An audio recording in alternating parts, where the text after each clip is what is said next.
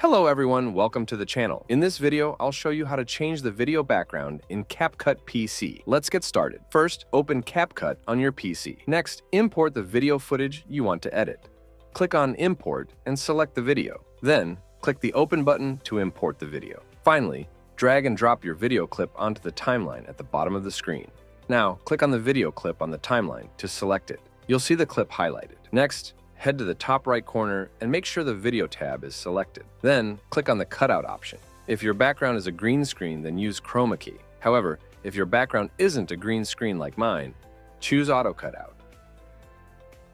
Now you'll notice that your background has been removed. Next, it's time to add a new background. Go to the basic section, then keep scrolling until you find the canvas option. Click on None, and a menu will appear. You can choose from options like blur, color, or style. I'll select style. Here you'll see various background options. Now pick the background you want. You can use your own image or video if you prefer. I'll select this one. If you want to add a moving background, place the video on the upper timeline. Then click on Library to select the background.